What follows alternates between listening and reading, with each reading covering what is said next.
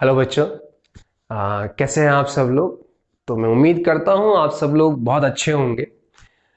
और थोड़ा सा मैं कुछ सीरियस डिस्कशन आज लेके आया हूँ आप लोगों के लिए कि यार जब एज ए टीचर हम लोग पढ़ाते हैं तो बहुत से बच्चे उसमें होते हैं जो सक्सेसफुल भी होते हैं।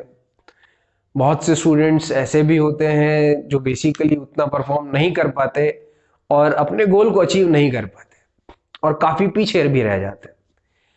बट कुछ स्टूडेंट्स ऐसे भी होते हैं जो बस कुछ मार्जिन से अपने गोल को अचीव करने से रह जाते हैं और मेडिकल के अंदर उनको अपनी सीट नहीं मिल पाती।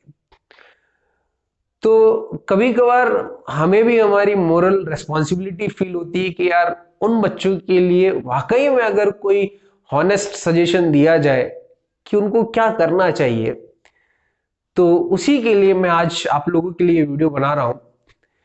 क्योंकि सबसे ज्यादा तकलीफ में अगर इस डेट में इस इंस्टेंट पे अगर कोई होते हैं तो वही बच्चे होते हैं जो बेसिकली कुछ मार्जिन से रह जाते हैं। जैसे फॉर एग्जांपल अगर मैं बात करूं तो इस बार अगर किसी के 550 या फिर 575 से नीचे मार्क्स हैं तो उस केस में उसको मेडिकल कॉलेज मिलना जो है वो बहुत मुश्किल होगा, क्योंकि पेपर इस बार आसान आया था, कट ऑफ आपका ज्यादा जाएगा। आप सब इस बात को भली भांति जानते हैं। तो बेसिकली ये डिस्कशन आज का उन्हीं बच्चों के लिए है जो बेसिकली एक रेंज में फंसे हुए हैं। जो कि बेसिकली एक रेंज में फंसे हुए हैं। किस रेंज में फंसे हुए हैं? जिनके मार्क्स लगभग लगभग 500 से लेके 575 के बीच में है।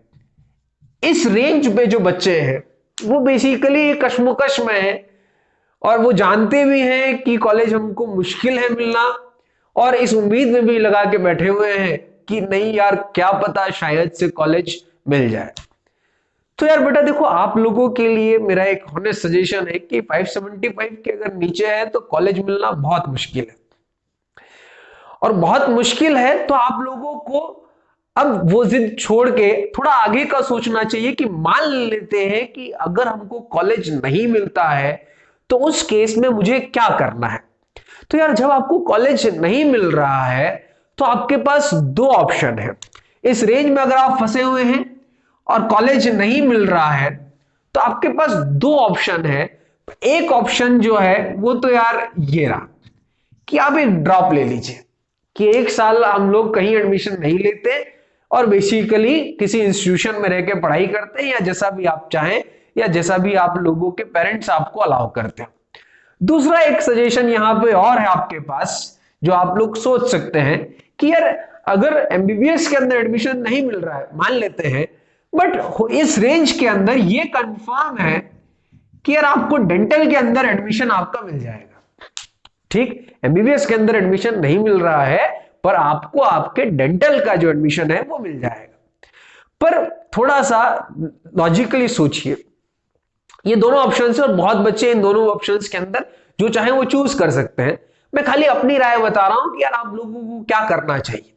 देखिए, अगर आपके पेरेंट्स इस बात से चिंतित नहीं है कि एक साल खराब हो जाएगा, अगर आपके पेरेंट्स इस बात से चिंतित नहीं है कि आपका एक साल खराब हो जाएगा, तो उस केस में मेरा हॉनेस्ट सजेशन आपको यही है कि यार आप एक साल का ड्रॉप जरूर लेके देखिए, ड्रॉप आप जरूर लीजिए। ये उनके लिए सजेशन है जिनके पेरेंट्स राजी हैं कि ठीक है यार एक साल पीछे हो जाएंगे, उससे हमें बेसिकली कोई फर्क पड़ने वाला नहीं है। ठीक ना, अब आप लोगों ने मान लीजिए कि ड्रॉप ले लिया। देखिए समय बहुत सारा बीत चुका है। ठीक, अक्टूबर आपका खत्म होने आया है और नवंबर स्टार्ट हो रहा है, तो समय की किल्लत सबके पास है। और अगर आप कहीं पे मान लीजिए कि ड्रॉपर बैच ज्वाइन भी करते हैं तो उसके आज की डेट में इस पेंडेमिक की सिचुएशन में आपको बहुत ज्यादा नुकसान होने के चांसेस रहते हैं, क्योंकि आप एक ऐसी रेंज में हैं जहां पे बस कुछ मेहनत की और जरूरत है और आप बेसिकली इस रेंज को ब्रेकआउट करके ऊपर निकल जाएंगे और अगले साल आप अपना एडमिशन ले लेंगे। अब दिक्कत क्या है? देखिए, मुझसे पूछा जाए, मैं खुद अपने आप में एक प्रोफेशनल टीचर हूं और मुझे अगर कोई बोले कि यार क्या करना चाहिए, तो अगर मैं प्रोफेशनली बोलूं तो मैं तो बोलूंगा यार ड्रॉप ले लो, हमारा भी कुछ पैसा बनेगा एंड तुम्हारा भी सिलेक्शन हो जाएगा। बट ऐसा नहीं, आज मैं हॉनेस्ट टॉक के लिए आपके सामने आया हूं। तो हॉनेस्ट टॉक तो बेटा यही है कि अगर आप ड्रॉप ले रहे हैं तो मेरा सजेशन, अगर आप इस रेंज में हैं, इस रेंज में अगर आप हैं तो ये बात ध्यान रखिए, आपको ड्रॉप लेना चाहिए, पर लेना इस तरीके से नहीं चाहिए कि आप किसी कोचिंग इंस्टीट्यूट को फिलहाल के लिए ज्वाइन करें। अब मैं ऐसा क्यों बोल रहा हूं? देखिए, आप एक इस रेंज में हैं जिस रेंज में आपको कुछ सपोर्ट और सिस्टम जो है वो और चाहिए, कुछ सपोर्ट और चाहिए। इस रेंज में आप क्यों फंस गए? क्योंकि हो सकता है आपके कुछ स्पेसिफिक टॉपिक्स काफी वीक रह गए हो और उन टॉपिक्स से आपके पास कुछ क्वेश्चंस आए हो। और अगर ऐसा हुआ है तो सोच के देखिए, क्या आपको पूरे सिलेबस को जैसा क्लास में पढ़ाएंगे उस तरीके से पढ़ने की क्या आवश्यकता है? मेरे हिसाब से आप लोगों को ड्रॉप के साथ साथ किसी भी, मेरे हिसाब से कोचिंग इंस्टीट्यूट को ज्वाइन आपको नहीं करना चाहिए, क्योंकि जब आप इस रेंज में फंसे हुए हैं और आप किसी कोचिंग इंस्टीट्यूट को ज्वाइन कर रहे हैं तो उस केस में आपका वेस्टेज ऑफ टाइम बहुत ज्यादा होगा। सिंपल सी बात है यार, टाइम एक अल्टीमेट थिंग है। आप साथ चलिए, संभाल के रखिए तो आगे निकल जाएंगे। अगर बर्बाद करते रहे तो ऑब्वियस सी बात है हम लोग पीछे छूट जाएंगे। तो टाइम अपने आप में इंपॉर्टेंट फैक्टर है, और अगर आप इस इंस्टेंट में, इस दौर में अगर आप कोचिंग इंस्टीट्यूट ज्वाइन करते हैं तो उसका सबसे बड़ा नुकसान आपको यही होने वाला है कि आपका टाइम बहुत खराब हो जाएगा। और उस टाइम खराब होने में आप वापस वही कर बैठेंगे कि पहले मान लीजिए कि रोटेशन को हम लोगों ने कुछ समय दिया था, अभी भी आपको रोटेशन के लिए उतना ही समय मिलेगा, तो आपने इंप्रूव कहां किया? उसमें आपका बेसिकली कोई इंप्रूवमेंट हुआ नहीं है। तो फिलहाल के लिए आप लोगों को स्ट्रेटेजी क्या बनानी चाहिए? तो आपको सबसे पहले आपके वीक पॉइंट्स जो हैं, ठीक ध्यान रखिएगा, आपके जो वीक पॉइंट्स हैं उन वीक पॉइंट्स को आइडेंटिफाई करना चाहिए। ठीक, अब बेटा इसके आगे की जो मैं स्ट्रेटेजीज बता रहा हूं वो बेसिकली इन लोगों के लिए भी उतना ही वैलिड है। आप एडमिशन ले लीजिए, बट इसके थोड़े से कुछ नुकसान होंगे, उसकी हम बाद में चर्चा कर ले। तो ये स्ट्रेटेजी जो अब आ रही है ये दोनों के लिए आ रही है, या तो कोई ड्रॉप लेता है या बेसिकली कोई डेंटल के अंदर एडमिशन ले लेता है। तो फिलहाल हम कंसिडर करके चल रहे हैं कि हम स्ट्रेटेजी क्या बनाए। तो आपके लिए पहली पॉइंट, कोई कोचिंग इंस्टीट्यूट आपको ज्वाइन करने की जरूरत नहीं है मेरे हिसाब से। दूसरा, सबसे पहला काम करिए कि यार आप अपने वीक पॉइंट्स, पहला काम हमारा करना क्या है कि हमको हमारे बेसिकली वीक पॉइंट्स आइडेंटिफाई करने। तो मान के चलते हैं कि मान लीजिए फिजिक्स के अंदर 3 टॉपिक ऐसे हैं जो मेरे कमजोर हैं, केमिस्ट्री के अंदर 2 टॉपिक हैं, बायो के अंदर मेरे 5 टॉपिक हैं। इस टाइप से मैंने अपने वीक कॉन्सेप्ट्स जो हैं या वीक पॉइंट्स जो हैं या वीक चैप्टर्स जो हैं बेसिकली उनको आइडेंटिफाई कर लिया। अब देखिए, जब आप लोगों ने ये आइडेंटिफिकेशन कर लिया है और आपको सीखना है, तो यार देखिए, इस चीज को सीखने के लिए आपके पास मटेरियल बतेरा है।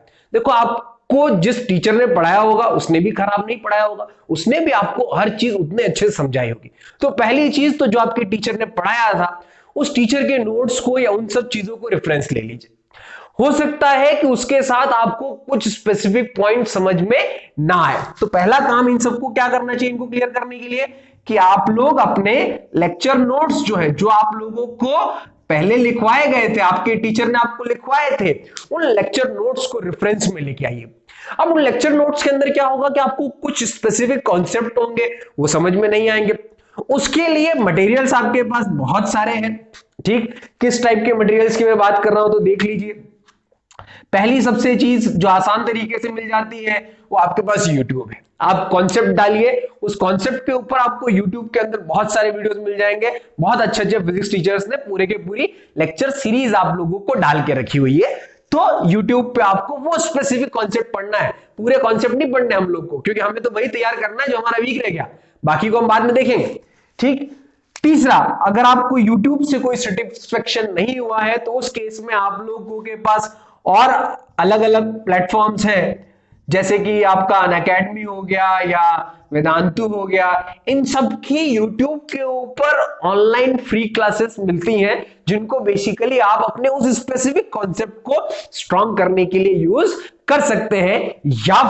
या फिर ध्यान रखिएगा, कुछ ऐसे प्लेटफॉर्म्स भी आपको मिल जाएंगे जिसमें आपको सिर्फ वही स्पेसिफिक टॉपिक परचेज करना होगा और आपका उस टॉपिक को परचेज करके काम चल जाएगा। उसका मेरे पास जो एक है वो बेसिकली एक प्लेटफॉर्म है जो मुझे मालूम है, वो बेटा आप सर्च करेंगे अगर न्यूटन क्लासेस india.com, तो उसमें बेसिकली आपको टॉपिक बाय टॉपिक लेक्चर्स मिल जाएंगे।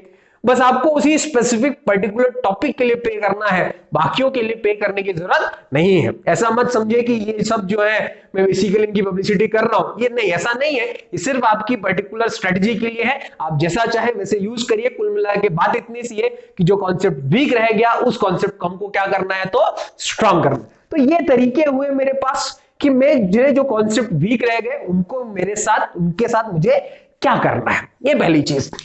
अब बेटा जब ये काम हो जाए, ये सारे काम हो जाए इन सब टॉपिक्स के साथ, तो ये प्रोसेस जब पूरा हो गया तो अल्टीमेट प्रोसेस यार एग्जाम को क्लियर करना, तो क्या चाहिए होता है, तब हमको चाहिए होता है कि यार नहीं, क्वेश्चन तो सॉल्व किया ही नहीं, क्वेश्चन सॉल्व करेंगे नहीं तो फिर कहां से होगा। इसका मतलब आपको यहां पे बेसिकली क्वेश्चंस की प्रैक्टिस करनी है, जो आप अपने पुराना स्टडी मटेरियल जिस कोचिंग इंस्टीट्यूट में होंगे वहां से आपको मिला होगा, उसके स्टडी मटेरियल को यूज कर सकते हैं। मार्केट में आपको बहुत सारे इंस्टीट्यूट्स के और स्टडी मटेरियल मिल जाएंगे, आप उनके स्टडी मटेरियल को भी रेफरेंस लेके अपने क्वेश्चन सॉल्विंग की प्रैक्टिस रख सकते हैं। ठीक, ये पहली चीज यहां पे। दूसरी चीज, यार अगर ऐसा कर ही रहे हैं तो उसी के साथ मैं फिजिक्स में आप लोगों को एक सजेशन और देना चाहूंगा कि हम लोगों ने बेसिकली फिजिक्स की अपनी एक लेक्चर सीरीज स्टार्ट कर रखी है। अब लेक्चर सीरीज के अंदर हम लोग उसमें थ्योरी नहीं पढ़ाते हैं, हम लोग बेसिकली कुछ स्पेसिफिक जो कॉन्सेप्ट उसके अंदर इन्वॉल्व हो रहे हैं उससे रिलेटेड क्वेश्चंस को करते हैं। आप रोज से 10 से 15 मिनट दीजिए, साल भर में आपका जितना भी टॉपिक्स हैं उन सब का आपका रिवीजन उन स्पेसिफिक कॉन्सेप्ट बाय कॉन्सेप्ट से हो चुका होगा, क्योंकि फिजिक्स सबसे हार्ड लगता है तो यहीं पे सबसे ज्यादा आपको डाउट्स भी आने वाले हैं। तो ये स्ट्रेटजी हो गई, लेक्चर नोट्स करिए। उसके बाद आपको डाउट आता है यूट्यूब पे जाइए, उस बाद भी डाउट आता है अनअकैडमी वेदांतु जैसे प्लेटफॉर्म है वहां जाइए, वहां पे भी डाउट अगर आता है आपको, नहीं किसी प्रोफेशनल की जरूरत पड़ी रही है तो आप न्यूटन क्लासेस इंडिया.com पे भी जा सकते हैं, वहां पे भी आपको पर्टिकुलर लेक्चर्स आपके मिल जाएंगे।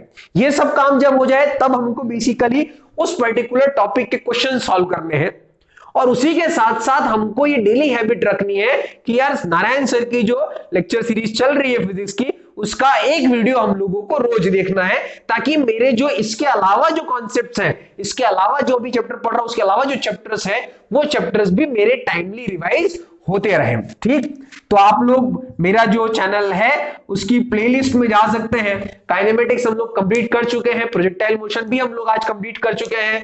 ठीक, और कल की क्लास से हम लोग बेसिकली रिलेटिव मोशन स्टार्ट करेंगे। तो इस तरीके से करेंगे तो आपका 11th साथ के साथ रिवाइज हो चुका होगा, और 11th ही जनरली बच्चों का वीक रह जाता है, 12th फिर भी स्ट्रांग रहता है। देखिए क्या, तो दूसरी स्ट्रेटेजी तो ये हो गई कि यार पहले ये काम करना है, फिर क्वेश्चंस और इस सब में जाना है, और अल्टीमेट थिंग जहां पे कोचिंग इंस्टीट्यूट्स आपकी हेल्प करेंगे वो है आपका क्या, दैट इज बेसिकली व्हाट, आपको किसी ना किसी कोचिंग इंस्टीट्यूट की क्या ज्वाइन कर लेनी है, टेस्ट सीरीज ज्वाइन कर लेनी है। टेस्ट सीरीज ज्वाइन करने का फायदा क्या है कि आप लोग अपनी तैयारी के साथ अपने आप को एक बड़े सिनेरियो में देख पाएंगे कि आप अब कैसा परफॉर्म कर रहे हैं कंपैरिजन टू योर पहले, जैसे आप लोग पहले कर रहे थे। तो ये बेसिकली बेटा एक स्ट्रेटजी हो गई जिस तरीके से हम लोगों को मूव करना है। तो टॉपिक्स आप लोग अपने स्ट्रांग करते जाइए। तो इनिशियल काम यही करना है कि जो वीक रह गया इनिशियल के अभी से स्टार्ट कर दीजिए, 2 महीने के अंदर जितने टॉपिक्स वीक रह गए उन सबको स्ट्रांग कर डालना, और 2 महीने में अगर आपने स्ट्रांग कर दिया इसका मतलब क्या आ गया आपका दिसंबर। इस साल आपको बोर्ड का एग्जाम आपका नहीं देना है, और बोर्ड का एग्जाम नहीं देना है तो समय आपके पास बहुत सारा है, फरवरी में ना प्रैक्टिकल देना है, मार्च में ना बोर्ड देना है। उस केस में वो सारा का सारा टाइम आपके जो बचे हुए कॉन्सेप्ट्स हैं जो अब तक आप नहीं कर रहे थे या सिर्फ नारायण सर की प्लेलिस्ट से देख रहे थे, उनको फिर से प्रॉपरली जैसा आप लोगों ने इस साल के अपने मेडिकल एंट्रेंस एग्जाम के लिए पढ़ा था उस तरीके से वापस एक एक करके तैयार करना शुरू करिए। You will be in a much much better place, और आई एम श्योर कि आप लोग ये जो रेंज में फंस चुके हैं इस रेंज से ब्रेकआउट करके बाहर जाएंगे। अब बेटा बात रही है तो ड्रॉप आउट वालों की, डेंटल के लिए भी स्ट्रेटेजी तो सेम ही है, बट डेंटल वालों को यार बेटा देखो थोड़ा सा नुकसान तुम लोगों को रहेगा। अगर पेरेंट्स नहीं मान रहे आप लोगों की यार नहीं साल खराब नहीं करना है, तो उस केस में मेरा सजेशन है साल खराब नहीं करना है, पेरेंट्स की भी चिंता सही है तो आप एडमिशन जरूर ले लीजिए। पर दिक्कत की बात वहां सिर्फ इतनी सी आएगी कि वहां के अपने इंटरनल एग्जाम्स भी होंगे, फाइनल एग्जाम्स भी होंगे। उस केस में आपको आपकी स्टडीज जो ये करना चाहते हो उसके लिए समय और कहीं से निकालना पड़ेगा। आपको जो फर्स्ट ईयर का जो आराम होता है, घूमना फिरना होता है, फ्रेशर्स पार्टी होती है, उन सबको अपने एमबीबीएस में सिलेक्शन के लिए आपको सेक्रीफाइस करना पड़ेगा। तो मैं उम्मीद करता हूं ये लेक्चर जो मैंने आपको आज दिया है, ये स्ट्रेटेजी मैंने आप लोग को आज बताई है, ये आप लोग फॉलो करेंगे and surely 100% you will just get the breakout from this range, और नेक्स्ट ईयर आप लोग किसी ना किसी मेडिकल कॉलेज के अंदर जाके बैठे होंगे, ये मेरा आपसे वादा है। ठीक, सो थैंक यू ऑल। मैं उम्मीद करता हूं, और अगर आपके कोई डाउट्स अगर रहते हैं तो जो डिस्क्रिप्शन बॉक्स है वहां पे ईमेल आईडी है, वहां पे आप लोग मेल कर सकते हैं। Surely I will revert back to you. Thank you very much.